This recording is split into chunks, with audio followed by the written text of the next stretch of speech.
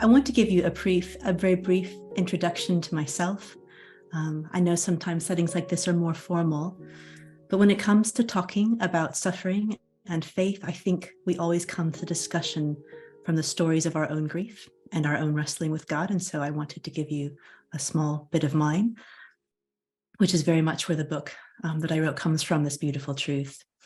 I had never heard the word Theodicy until I arrived at Oxford almost 10 years ago. But once I did, once I understood what it meant, I knew that it was my topic. Because for me, faith has always been tangled up with questions of suffering and darkness and God's place within them. I grew up in a Christian home. I had a very simple childlike faith in God. But when I was 17, I had a mental breakdown that was diagnosed as obsessive compulsive disorder, a kind of mental illness. It can take many forms. It's called OCD, as it's called. But for me, it was characterized by the presence of constant, disturbing, intrusive thoughts and mental images that you cannot control. That meant for me an almost constant barrage of scenes of graphic violence and sexual perversion in my mind, which at 17 is quite devastating. The nature of the illness means that images often attack what you love the most. And so to this day, I have kind of this inward horror film that I've learned to live in company with, of the worst things I can imagine happening to the people I love the most. And there's just this inner kind of living in the presence of a darkness that never goes away. At the time, I became very ill at 17 and canceled all my plans for study and for independence. And it would be 12 years before I kind of was able to move forward and move on. And that's when I went to Oxford. But in the first years of my illness, I came very close to losing my faith. I couldn't reconcile the God of love I had been told about, the God I had heard described as loving with a mind that seemed evil, a disease that would not be cured, and a life that would be marked by this darkness. What saved me very simply was experiences of beauty, and we'll talk about that more today. But it was the novels and the music I managed to take in amidst my despair, the starlight I glimpsed while living in the Colorado mountains, which is where I lived at the time, the love of faithful people around me. And in those small beauties, I tasted something that was opposite and other to the darkness and the pain I knew. And eventually I realized that I would have to choose between the story that was told to me by the darkness and the suffering within my mind and the story told to me by the beauty I was encountering.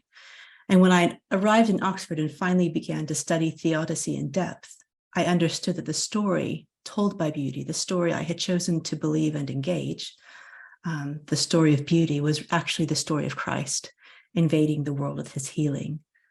And that's what I want to talk about today. So let us begin.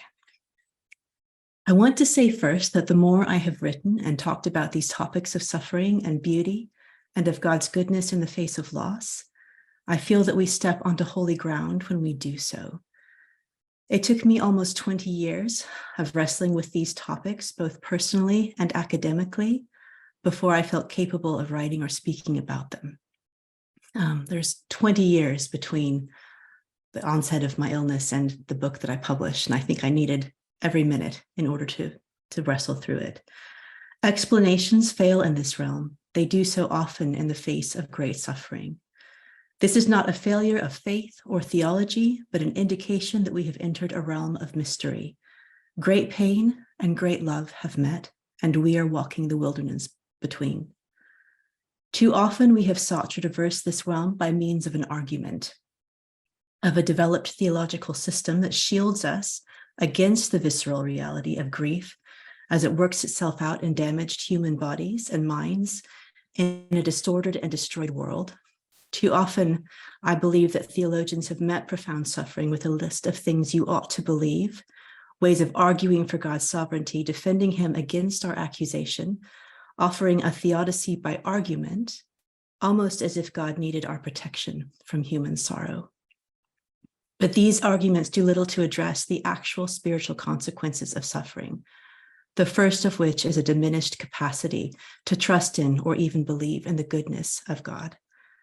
People ravaged by war or disease or mental illness or poverty who doubt that a good God can even exist in the face of their loss haven't experienced a failure of logic or of faith.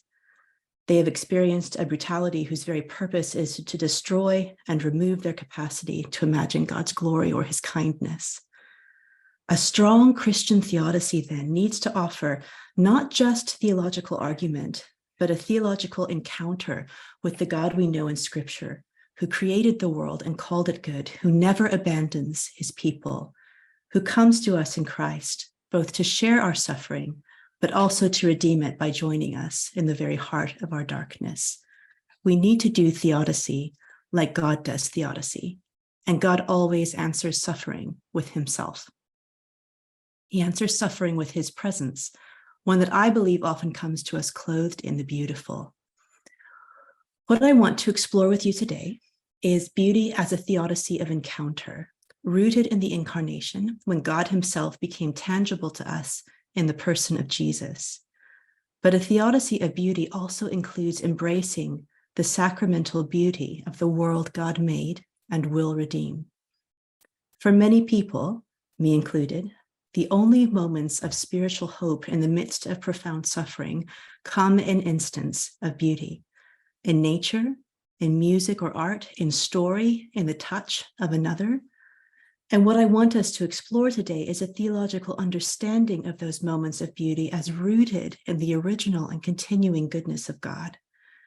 The beauty we find in mountains, in the innocence of a child, the notes of a Bach cello suite, in the shadowed tones of Caravaggio's Incredulity of St. Thomas when Christ draws back his wounds for Thomas to touch. They work upon us as the evidence and argument for something other than evil. Beauty allows us to taste something that is opposite to disintegration and destruction.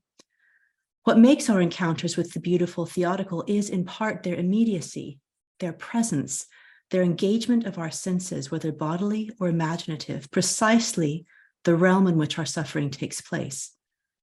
Image, sound, touch, story, these communicate what Alison Milbank calls thick reason, one that involves, as she says, history and story, imagination and desire, engaging the senses of the whole person.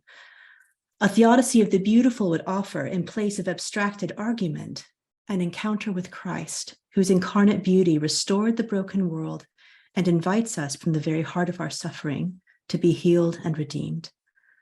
But to do this requires us to think and even to conduct theology in a different mode, to engage imagination, experience, and narrative as part of our theological wrestling with pain and redemption. We need to engage novels and poetry, music and image as central to the way we talk about God and his presence in a broken world. To that end, for the rest of this talk, we'll be using story and poetry, art and imagination to explore how we may present a powerful theodicy by beauty, one that sets the sufferer back in the story of God's love, that allows us to taste and see the goodness of God, as David said in the Psalms. I want to consider 4 key ideas as we explore the kind of theodicy that is accomplished by encountering the beautiful. 4 ideas I think we need to embrace if we are to offer a viable and healing Christian theodicy to a very broken world. The first idea is that we must believe that beauty is true. I'm going to read you a poem by the poet Denise Levertov. This is Yellow Tulip. I hope it translates well.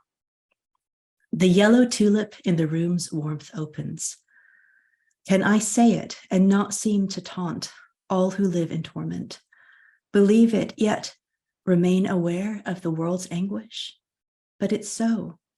A caravan arrives constantly out of desert dust, laden with gift beyond reason. Item, a yellow tulip. Opens. At its center, a star of greenish indigo, a subtle wash of ink. At the base of each of 6 large petals, the black stamens are dotted with white. At the core, the ovary, apple green fullness, tapering to proffer, sheltered in the wide cup of primary yellow, its triune stigma, clove of green, and gold. That's one at nightfall of a day which brought a dozen treasures, exotic surprises, landscapes, music, words, acts of friendship, all of them wrapped in mysterious silk, each unique. How is it possible? The yellow tulips in the room's warmth opens. In the Psalms, we are told that we may taste and see that the Lord is good. Do we take that literally? In order to offer a theodicy of beauty, we need to understand the whole of the world, the smallest beauties of the ordinary, as full of meaning. We need to believe that beauty is true, that beauty speaks and speaks with the voice of God, the Creator. In this poem, Levertov is arguing that the beauties of the everyday are, in some sense, a way of tasting God's original goodness, and further, an argument for something beyond despair and nihilism. Now, I think several major theologians would agree. Alexander Schmemann, in his work For the Life of the World, wrote that in the Bible, the food that man eats, the world of which he must partake in order to live, is given to him by God, and it is given as communion with God. All that exists is God's gift to man, and it all exists to make God known to man, to make man's life communion with God. It is divine love made food, made life of man. God blesses everything he creates, and in biblical language, this means that he makes all creation the signs and means of his presence, and wisdom, love, and revelation. Oh, taste and see that the Lord is good. I think we can see this understanding at work throughout Scripture. In Psalm 19, we are told that the heavens declare the glory of God in a language without words, and yet their voice is heard throughout the earth. To this day, there are countless writers, both Christian and not, who speak of the natural world as a realm of mystery and beauty. We encounter something transcendent there. We taste and see the goodness of God. In Leviticus, when God instructs his people in the making of the priestly garments and tabernacle, again and again, this phrase is used. You shall do these things for glory and for beauty. The garments, the things in the tabernacle, were meant to be beautiful. Why? Because this was where the people of God and all the peoples around them would taste and see the goodness of the one true God. He's not just powerful, he's tangibly beautiful, and thus good. Working closer to the theme of theodicy is Job, the one book in the Bible whose central theme is suffering. Now, Job is a drama of questions, a story that echoes with honest anguish, yet answers are never given in the listed scientific way we think they ought to be in the modern world. God doesn't tell Job why his children are dead and his house in ruins. God doesn't explain to Job that he is part of a cosmic wager or that he hasn't actually done anything wrong. God offers his own astonishingly beautiful self. God allows Job to question and grieve, to yearn and to weep and to summon him. But what he offers in return is not an explanation, but an encounter with the staggering pageant of creation, one so mighty in its loveliness that at its end, Job considers himself answered.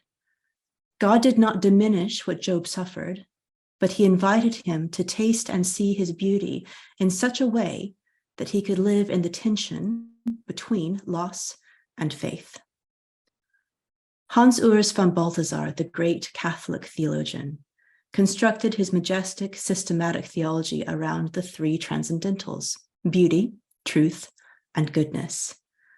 But he started with beauty, what he called seeing the form of God's glory.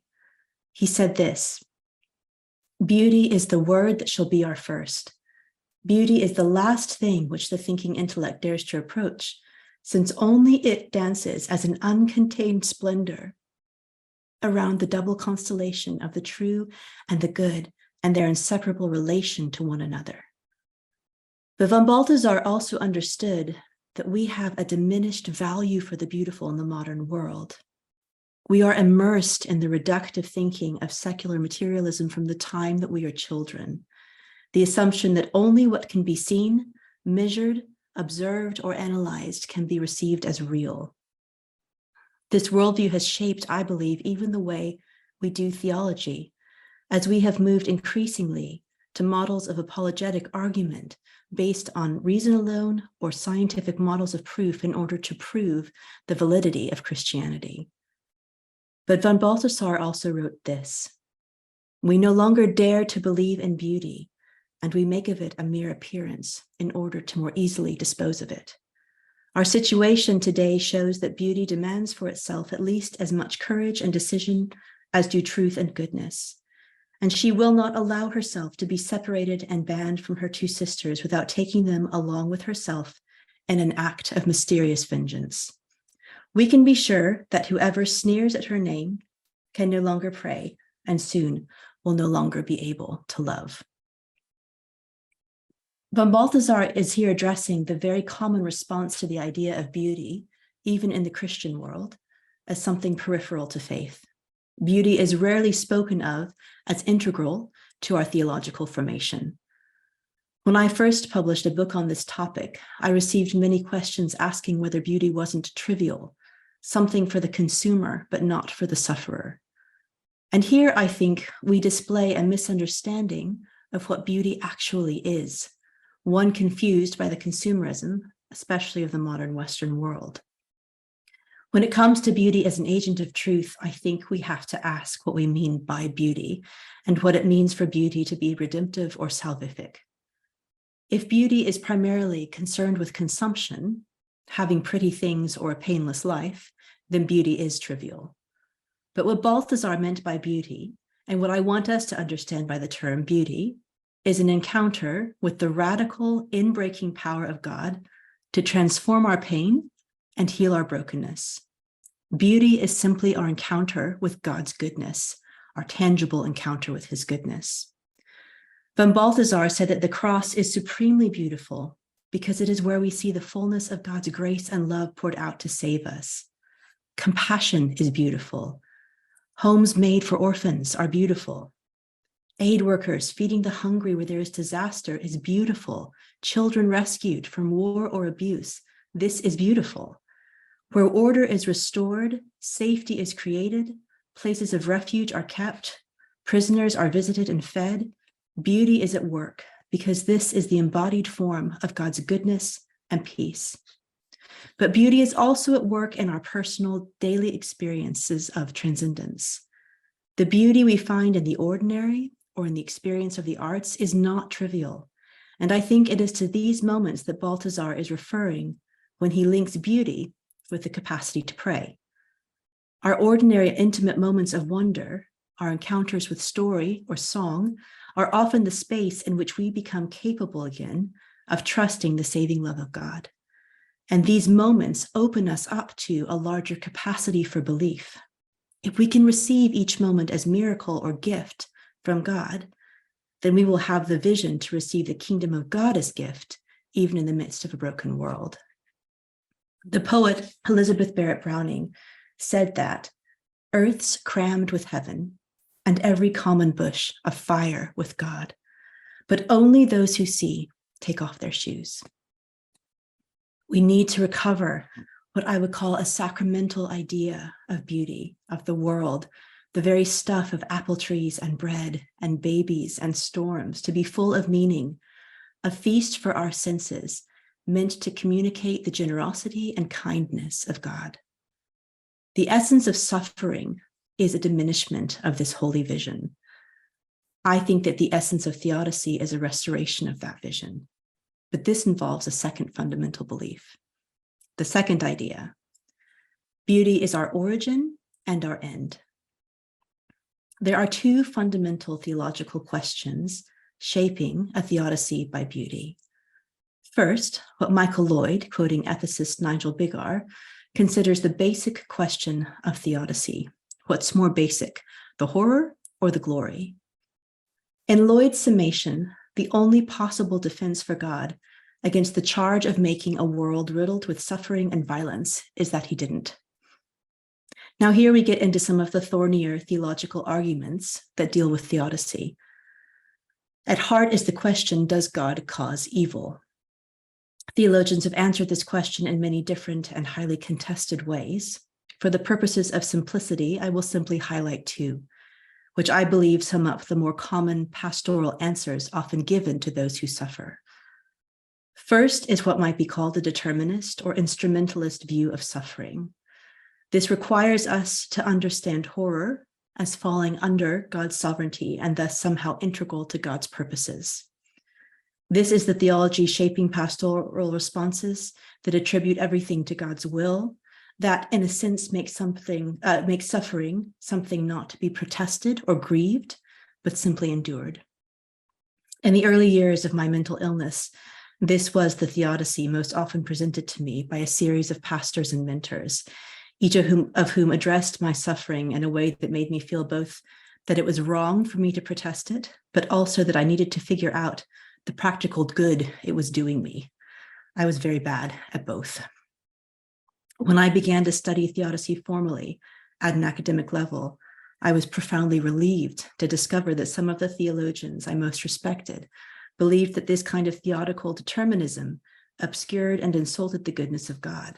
Central to their arguments, and very soon to my spiritual renewal, was the idea that evil and suffering are repugnant to God and have no predetermined part in his will or purposes.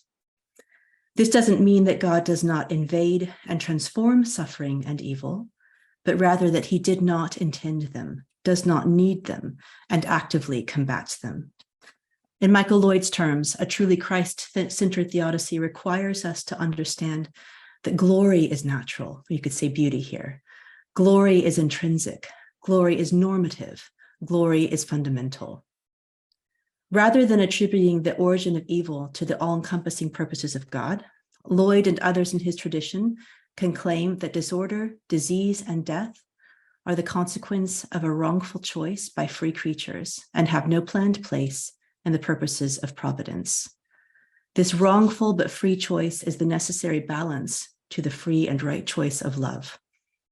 This choice-based or beauty-driven theodicy has roots in the writing of the early church fathers, and I think is traceable in the work of Hans Urs von Balthasar and David Bentley Hart, and the apologetic writings of Lewis, and aspects of T.F. Torrance's work on divine and contingent free will, and in philosophers such as Alvin Plantinga and theologians like Greg Boyd.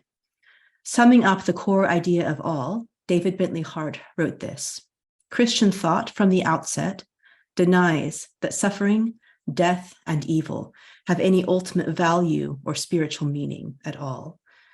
It claims that they are cosmic contingencies, ontological shadows, intrinsically void of substance or purpose, however much God may, under the conditions of a fallen order, make them the occasions for accomplishing his good ends.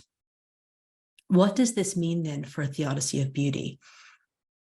I think first we must understand theodicy as shaped by a strong doctrine of the fall, in which human and angelic agents act in chosen rebellion against the love and purposes of God.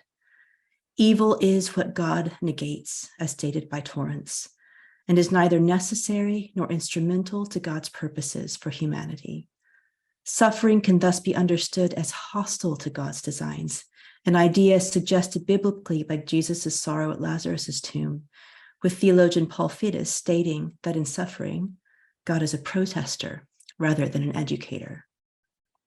Second, theodicy by beauty gives deep meaning to human action and choice.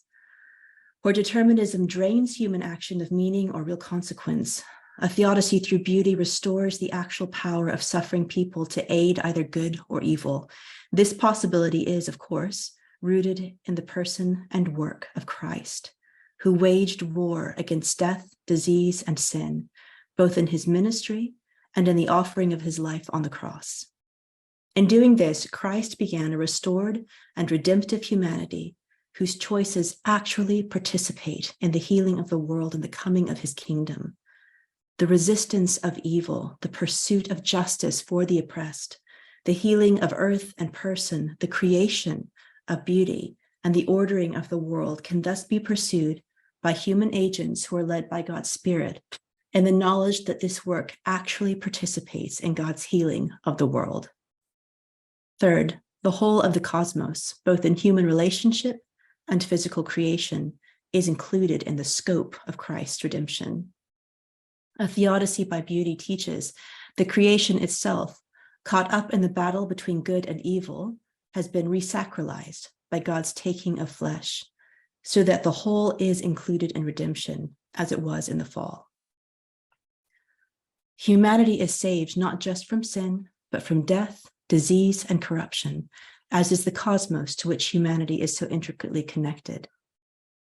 The earth thus becomes an even more decisive battleground between good and evil, as evil continues to put power to the use of consumption and domination, while love seeks to heal, nourish, and grow.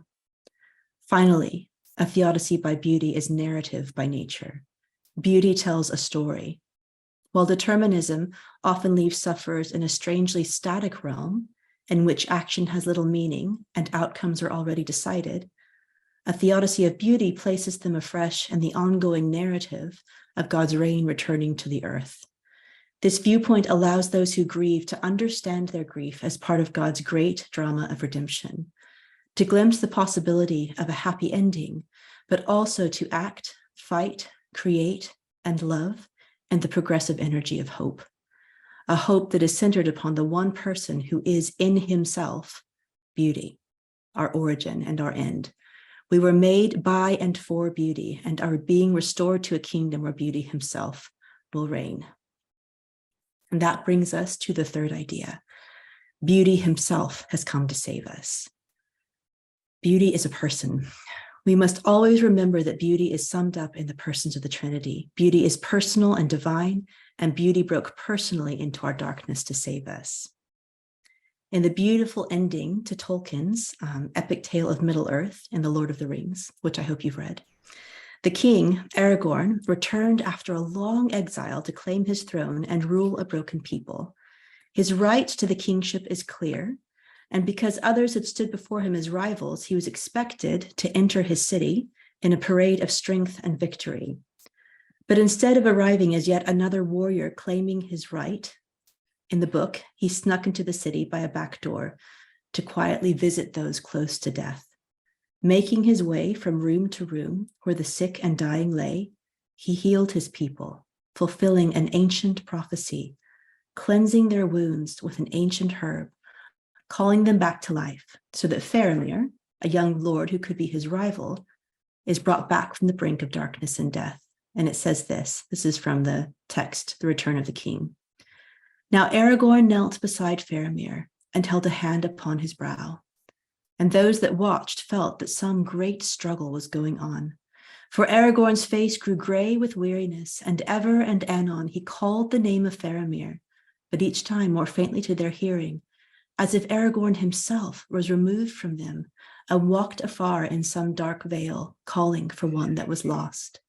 Suddenly, Faramir stirred, and he opened his eyes, and he looked on Aragorn, who bent over him, and a light of knowledge and love was kindled in his eyes, and he spoke softly, "My lord, you called me. I come. What does the king command?" "Walk no more in the shadows, but awake," said Aragorn.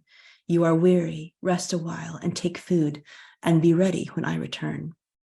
"I will," said Faramir, "for who would lie idle when the king has returned?"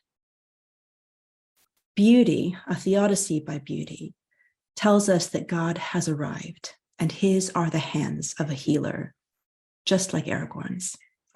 Beauty tells us what kind of God we have loved and what his redemption looks like, and it looks very different from the kind of power employed by the world. God's power arrives not to dominate and to crush, not to zap us back to ease or destroy everything in order to start again. God's is not the self-protective power of a fallen world, but the self-giving power of the Trinity. power that is displayed in creation, healing, and renewal. The hands of Jesus are the hands of a healer. One of the great evils of suffering and the bad theology surrounding it is that pain obscures the glorious face of this our healing and gentle creator. When we employ arguments that portray God as distant from our pain or causing it for some greater good, we obscure his radically different use of power. Evil uses power to prioritize self over the world and the other. God uses power to offer himself to and for the world. And this is something I believe is communicated to us by our experience of the beautiful. David Bentley Hart, again, a modern theologian who speaks often of beauty, says this: the story of being that Christianity tells, of creation as a word of peace whose ultimate promise is also peace, looks very frail standing alongside the imposing figures of history and nature in their blood-dyed robes, trailing their clouds of contingency, cruelty, and ambiguity. Nonetheless, the Christian claim is that this proctology and this eschatology of Christ do not merely stand outside human history, but enter into it decisively in the resurrection of Christ. The peace of God, the shalom of creation, and of the day God declares his rule out of Zion, has a real historical shape and presence, a concrete story, one which has entered into human history as a contrary history, the true story that God always tells, in which violence has no place. Further, Bentley Hart says this in a different work: for after all, if it is from Christ that we are to learn how God relates himself to sin, suffering, evil, and death, it would seem that he provides us little evidence of anything other than a regal, relentless, and miraculous enmity. Sin he forgives, suffering he heals, evil he casts out, and death he conquers. By taking on our injured flesh, as the musician Chris Rice puts it, God invaded the very space that Satan intended to be the end of our faith, the destruction of God's good world, and made it the place of radical redemption. Where beauty arrives in the person of Christ, the new world begins, and nothing is beyond the touch of God's healing. For many years now, I worshiped in Anglican churches, but I was raised in what might be called a low church tradition. The first time I visited a liturgical church that offered the Eucharist was in my late teens and the height of my mental crisis. I had never before experienced going to kneel at an altar to receive the body of Christ, but the first time I did, it was a moment of epiphany. A very kind red-haired priest pressed the bread into my hands and whispered, "This is Christ's body broken for you." And for a moment, in the immediacy and the physicality of that gift, I was astonished. His body broken. Broken like the beautiful world God made and the hearts of those made in his image. Broken like my own hope and my own mind. Shattered like the countless thousands gripped by war. God's body broken in and with the world that was meant to be our glory. But at the cross, God was broken as gift. He takes every evil act into the great strength of his heart, and instead of crushing it all and us with it, allows himself to be crushed. God does not stand aside from our suffering, directing it to his ends. He enters it, and by the sacrifice of himself, transforms it into the space where we may know his deepest love. I held the bread and understood that the body of Christ is the last broken thing, the one that in a mystery draws the fallen world into a love so mighty that death itself turns backward within us to life. This is how God, who is beauty, ever ancient, ever new, as St. Augustine said, saves the world. This is Theodicy, not just by beauty, but by the beautiful one, the King who comes as healer. And when we understand this, we become capable of a response like Faramir's, who woke and asked, "What does this good King will?" And I believe the answer is very specific, which brings us to the fourth and final point, that beauty makes us agents of its own healing. If you know me for a day, you'll probably hear me quote either Tolkien or an American writer called Wendell Berry. Wendell Berry is an agrarian writer who, in the 60s, with all sorts of academic achievement offered to him, moved back to his family farm in rural American Kentucky because he believed that being faithful to his people and his place was the most radical act of healing that he could offer the world. From there, he's written dozens of novels, essays, and poems examining what it means to live well in a broken world. One of his best novels, I think, is called Hannah Coulter, and it's the simple narration of a farm wife looking back over her life, over her marriage with a veteran of the Second World War, and the meaning that she found in their simple daily work. And this is a quote from later in the book I want to read you from Hannah Coulter. This is Hannah speaking late in life. I know now again what I knew before, but now I know more than that. Now I know what we were trying to stand for and what I believe we did stand for.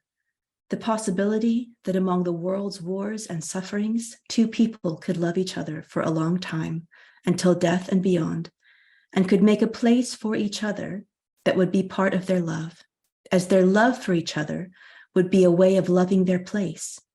And this love would be one of the acts of the greater love that holds and cherishes all the world. By a long detour through the hell that humans have learned to make, Nathan, her husband, had come home. He came back to Port William and to me, to the home and the household we made, to his family and friends, to our children yet to be born. There can be places in this world and in human hearts that are opposite to war. There is a kind of life that is opposite to war, so far as this world allows it to be. After he came home, I think Nathan tried to make such a place, and in his unspeaking way, to live such a life. To be healed by beauty is also to become an agent of that beauty in a broken world. I love Wendell Berry's books for many reasons, but in part because of his vision of what it means to live in such a way that our lives here are tethered to eternity, and our embodiment reflects the love and the beauty that began us and will bring all to redemption. But here we need a quick lesson in incarnational theology. The doctrine of the incarnation simply means that the life of the world began all over again in Jesus, and no part of our existence is left out of his redemption. To be saved means that, as the Halbat Samganji said, everything sad is coming untrue. It means that salvation invades our lives as they are, here and now, shattered, difficult, tangled, and confused. Salvation is static in that it means that God has settled an ancient evil, but it is also dynamic and active, a force of love invading the everyday and reclaiming the landscapes of our bodies, our homes, our relationships, our minds, a power that both transforms and invites us to be part of the work that love does in this world. Redemption, in this sense, is local. Our ordinary is where the kingdom of heaven comes. Unless we understand this, we will think of both theodicy and salvation as abstract and distant, a thing of end times and someday kingdoms, rather than the power of God at work to renew creation in our own troubled times, our own grieved spaces of home and work and worship. We will think that theodicy requires no action or courage from us. But the incarnation means that no aspect of existence is exempt now from God's presence. No corner of our lives can be left outside his mercy. The food we eat, our use of the world, the justice we bring, the art we make, these are the spaces in which the potency of God's grace shows plainly in the lives of those who love him. When we are healed by beauty, we become, like Hannah Coulter, agents of the love that holds and cherishes all the world, by the theology we teach, by the homes we make, the children we love, the hospitality we offer. It's very practical, the stories we tell, the sermons we preach, the belonging we create.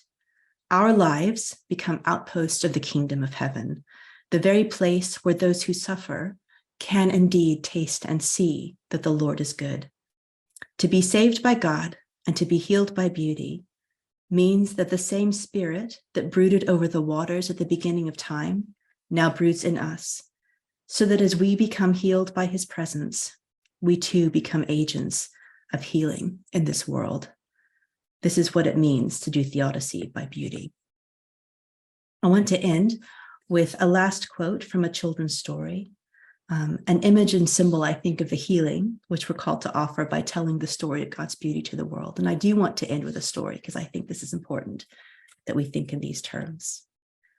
This is a quote from The Secret Garden, a children's book set in England here. I grew up with this, and it's about two abandoned children who are sort of renewed by their discovery and engagement with a secret garden. There's a renewal of beauty that happens for them. One of the children is crippled and convinced that he will die, has been convinced his whole life. And the other child, having argued with him for many, many weeks, finally convinces him to come and see this secret garden that she has been cultivating quietly on her own. And so they wheel him out in his wheelchair, she and a friend. And this is what happens when he sees the garden. Colin is the crippled boy. Dickon, the other boy, pushed him inside the garden with one strong, steady, splendid push. But Colin had actually dropped back against his cushions, even though he gasped with delight. And he covered his eyes with his hands and held them there, shutting out everything until they were inside. And the chair stopped as if by magic, and the door was closed. Not till then did he take them away and look round and round and round, as Dickon and Mary had done before him.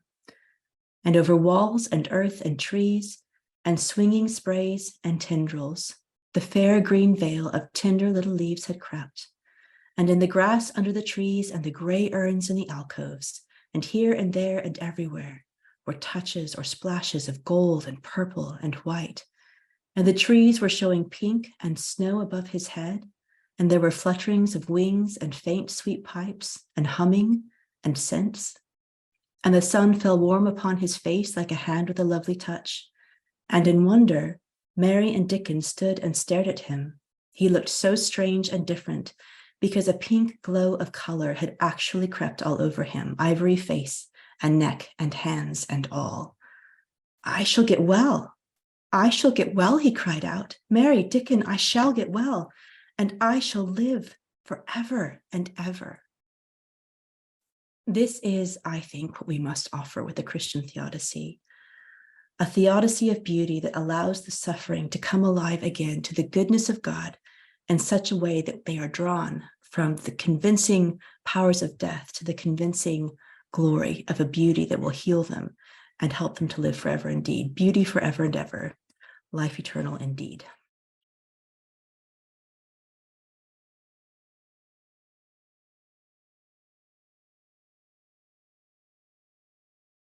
It is, I think, it is one of the ongoing questions of my life, I would say. But I think even in those moments of ash, you do have that despair from Frodo, but you also have Sam beside him. So I think that often one of the first things I would say is we need other people in these moments of suffering, and the communion of the saints in that sense, to be the one who can speak or remember. I remember in the darkest moment of my, really some of the darkest moments, I told my mother at 18, I cannot believe in God anymore. And she said, that's all right. I can believe for you. And I think that freed me to feel the fullness of my sadness, but also to have some sense of being held. And there's Wendell Berry, the author I told you about, has this beautiful novel called Remembering. It's a very strange novel. A lot of people are put off by it. But I think what it's trying to evoke is someone who has been deeply wounded by the world. And it talks about this character in this novel. He comes to a point of really almost total despair and abandonment. But in that moment, he begins to remember the stories of those who came before him. And it talks about how he is held, though he cannot hold. And so I think first, the presence and the faithfulness of others is one of the most necessary things we have in the times of suffering. Those who can believe for us when we cannot believe, those who can walk beside us.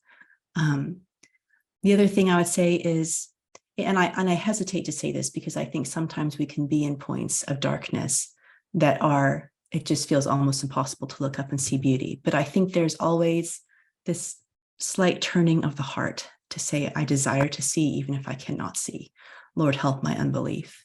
And I think it's kind of like when Sam, I love the passage in that part of Mordor where it says Sam looked up out of Mordor and he saw a star, one star shining above the kind of filth and the darkness of Mordor. And he knew in that moment that the darkness was a passing thing. And I think if we can muster even the desire to have desire for beauty, that is an offering to God that he honors and that he sees.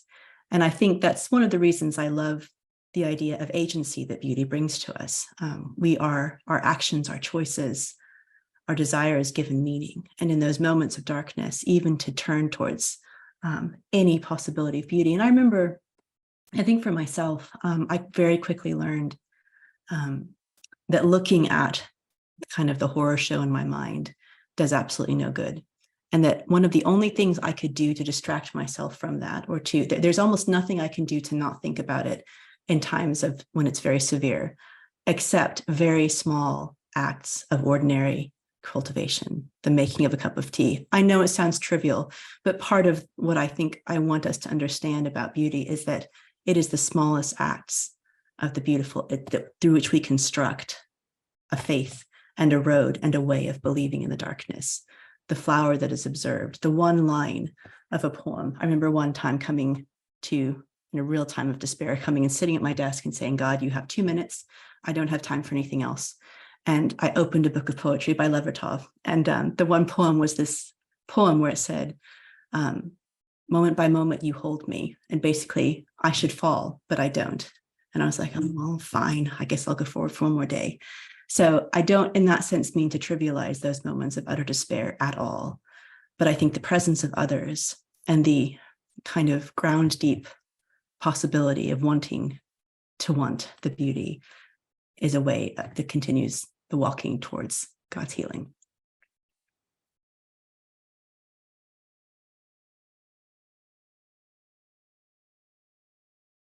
Yes, well, I think you are naming the paradox of Christianity. I mean, I think when I think of Nietzsche, who has so many terrible ways of debunking Christianity, he thought, but was just appalled by the idea of the cross, and yet also understood its power, because it is this incredible paradox, and it is a beauty unlike any other in the world.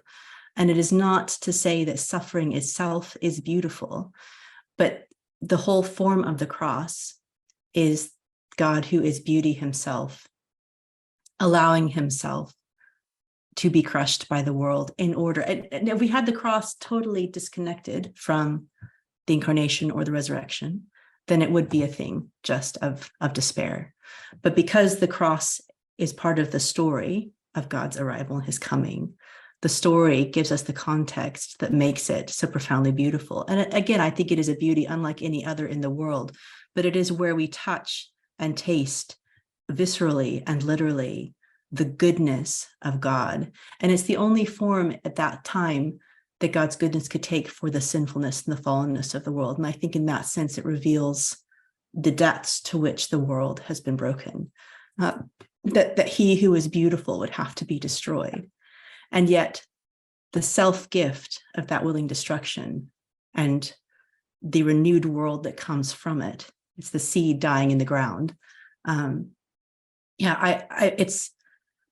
You're entirely right. It's a paradoxical beauty, but I think it's one in which we see the astonishing nature of salvation and of the depth, both of the fallenness of the world and our need, and the depth of God's goodness as they meet on the cross. And culminate in the resurrection. It's not exactly an answer to your question, but an affirmation that it is one of the great mysteries. But it's beautiful because it is the offering of God. It's beautiful because it is the form of his goodness poured out for us in a way that we are experiencing tangibly the love he has for the world.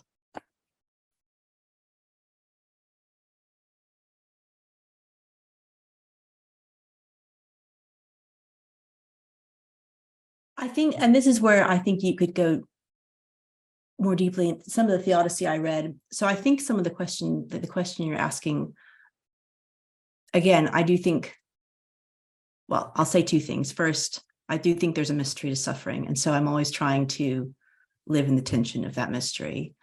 But I think one of the views that offers quite an interesting answer to that, and which I mostly, I think, can follow with, have you heard of warfare theodicy? So it would be the idea, and this was held by Lewis, I think von Balthasar has some mentions of it, and then it's been quite developed by Greg Boyd and his work, God, Satan, and the Problem of Evil. But it's the idea that not only was there a human fall, but there's an angelic fall preceding that disordered the world that God had made, as well as, so there's the human fall, but there's also this disordering of God's creation. So if you wanted to read it in a story form, Tolkien's version of the creation of Middle Earth, where he talks about his gods, or in the Silmarillion, sorry, I'm a total Tolkien nerd. It's basically a warfare theodicy. So it talks about, the God figure creates a perfect world, and he gives these very powerful angels parts in the creation and the ordering of this world. But one of them desires, it's very much kind of the story of Satan's fall. But the idea then is that the creation itself is already disordered before humans emerge into it. So when you have God giving the creation mandate in Genesis saying, you shall, I'm going so blank, basically the creation mandate, the blessing, rule and subdue the earth. Why would you need to subdue something that was perfect? Why would something ordered and innocent need ruling? And the idea by these theologians is that humanity had the choice from the very beginning to agree with the good creation of God and to work with him in the reordering and healing of the world. But the fall was very much the following in the steps of an angelic fall that had already taken place. And there's some really interesting writing. If you look up Michael Lloyd, Finding Ourselves After Darwin, or God, Satan, the Problem of Evil, both of those by Greg Boyd, both of those are looking specifically at the nature of evil in the natural world and what causes it, and how do we explain that without resorting to, well, it's all just determined, and it was part of, that was the best world God could make, which I've never found to be a very satisfying answer. If that was the best world God could make, then let me have a hand.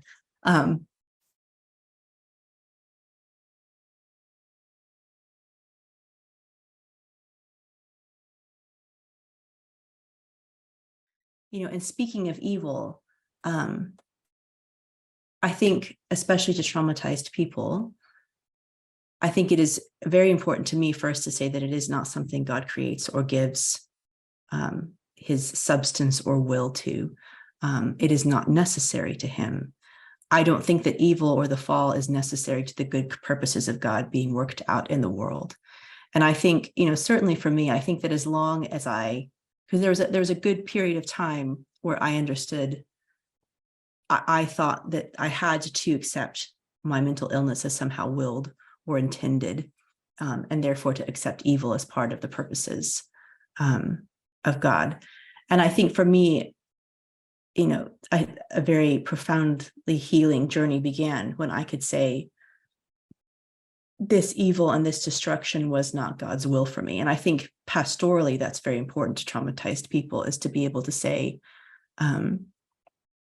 this is not God's will for you in Christ Jesus.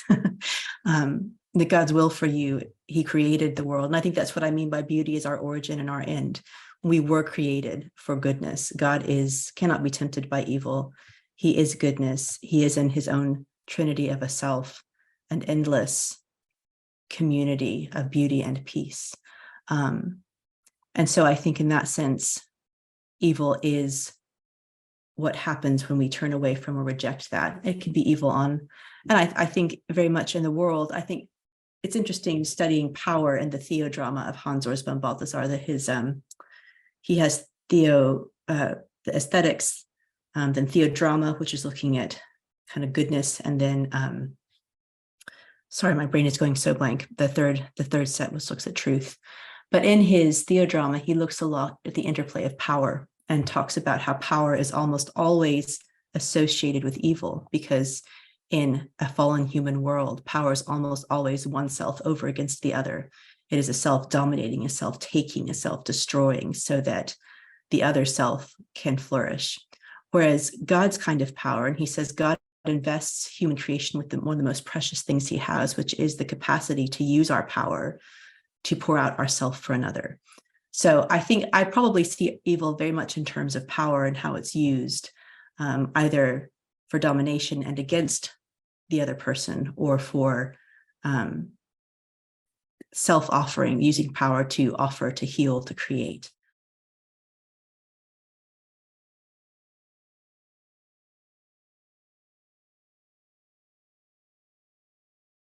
I think nature is, because it is so rich with the presence of God, because I mean, it is very much the Psalm 19, the heavens declare the glory of God. I think it's an incredible resource for restoring a capacity to touch and taste and see the goodness of God, because it is, it's his creation. And I love authors like George MacDonald who talk about how and Coleridge and Wordsworth. I mean, those are very much English poets, and I'm sure there's many others, but who talk about nature as this place where we almost immediately touch and taste something that isn't just beautiful, but that means something, that in some sense reflects the mind and imagination of God. So on a practical level, I mean, several things. I mean, it's, very easy, go outside. I think that this is something I'm writing about right now. I think that we increasingly live so much in a world of screens, and we are so glued to our news reports and screens, and that it's becoming increasingly hard for us to disconnect from those and walk into the visceral presence of creation. And so I think one of the first things, and this is certainly something that I have had to train myself to do, my husband and I are in a never-ending challenge to each other to use our screens less, but is simply to remove ourselves from the endless sleeplessness of the internet and the screens in our hands, the computers, the phones, and choose to go back into the goodness of creation, to sit, to be quiet. I think that Christians are called by definition to be a listening people. And when we sit in the presence of God's creation, we begin to be aware of that. So I think just first, even if you did 5 minutes a day of setting a time when you sat and watched and attended to the natural world, I think, and I think that I know that there are great limits upon the natural world and its availability to people in different circumstances. So, I think it's always trying to fit whatever you can, the small bit. But I think there is something profoundly healing in gardening. It was really interesting. My husband and I, we had just moved to a new place, and his mother passed away very quickly and very unexpectedly from very aggressive cancer, right before our son was born. And then the pandemic started. And so we were in this very isolated place where he couldn't see his family. We couldn't be with other people. We had a new baby, a new death, and the pandemic was raging the world. And I, at that point, was just glued to my screen, and I had quite a relapse of OCD. But at some point we started just going outside every day was kind of the only thing we need to do with our small children to spend time. And we ended up calling it our hobbit phase, because we would just go out and work in the garden, our very tiny little garden behind our house, every day for hours. And we both found it so redemptive of that season of grief and isolation, as we worked with our children, just digging in the dirt, doing a lot of weeding, because it was a quite wild, uncared for garden. But I think that there can be a real healing in seeing the capacity of the earth to continually grow, to watch life renew. So I guess on a very practical level, I'd say if there's any way to get traumatized people into a place simply of digging, of being in the earth, of being where they can plant, where they can tangibly touch something that can grow and heal. And I think that would be a way to start. I would love to read more on trauma and the healing of it, but it's not an area I know a lot about, but that's, I think, what I would begin to say.